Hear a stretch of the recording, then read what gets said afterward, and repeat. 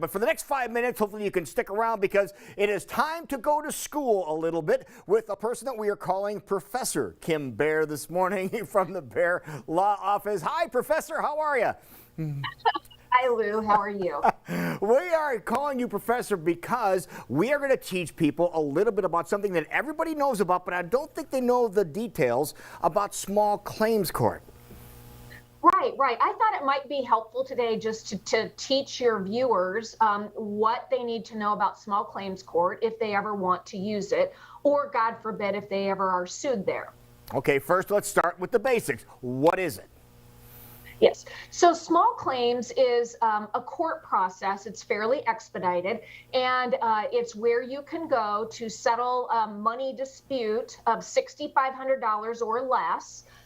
Or you also can use it if you're a landlord to evict people, or if you have a dispute with your landlord and you claim that your landlord did something and you're seeking, a money damages from the landlord. So basically, if you have a dispute with somebody and either you're evicting them or you've got a money dispute, that's where you can go. All right, you mentioned $6,500 or less, and that's up from what it used to be, isn't it?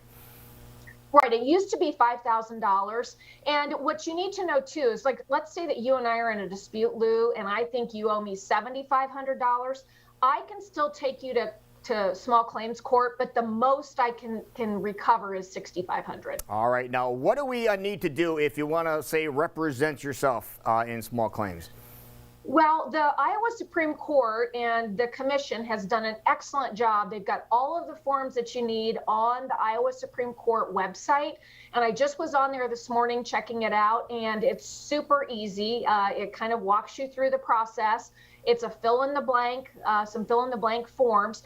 The filing fee, if you want to sue someone, is $95, but you can do all the forms online. Right, and those forms can be found at what address? It's pretty simple from what I understand. Yeah, actually, yes. If you just type in Iowa Supreme Court and small claims, it'll take you right there. All right. And it explains what the process is. It explains what you need to do to be ready. So once you pay the $95 and you fill out the forms, then you need to have the sheriff or a process server serve the person that you're suing, and the court will set a trial date. And so usually the trial date is, about 45, 60 days out after the time you file. So it goes really quickly. So it sounds like that's a pretty straightforward process, but what happens if you're on the receiving end of one of these claims? Right. So if you are sued and you receive, the sheriff serves you with it, number one, don't ignore it. Number two, make sure you show up, make sure you find out, when is the trial date.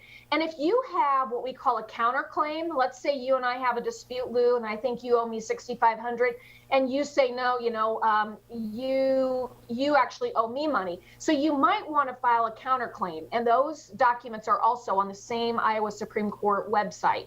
So we just want to make sure that if you and I are fighting and we've got all these claims, that everything is before the judge. So, right. And that's another point. So this is a judge trial. It's not to a jury. It's a judge trial, and the judge usually will issue an opinion that day. They'll make a ruling. It's a little bit like Judge Judy or something like that. Those shows. All right.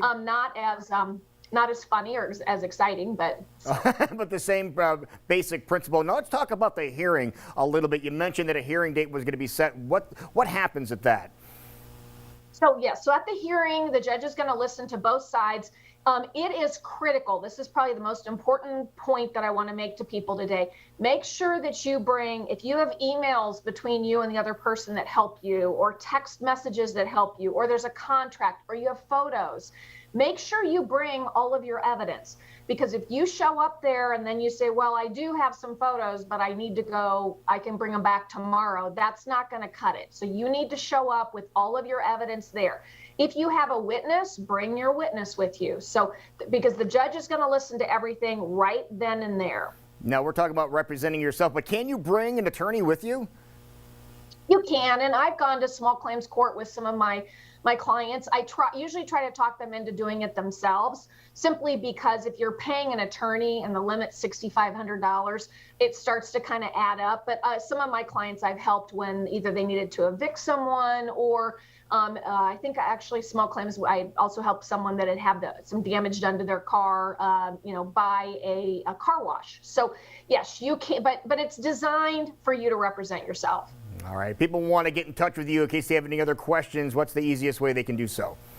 Sure. Just give us a call at the Baer Law Office. We also have our hotline for people that are injured, and that's 515-INJURED. But we're more than happy to help you out if you have questions. All right, Kim, as always, thank you so much for all that great information, and we will talk to you next time.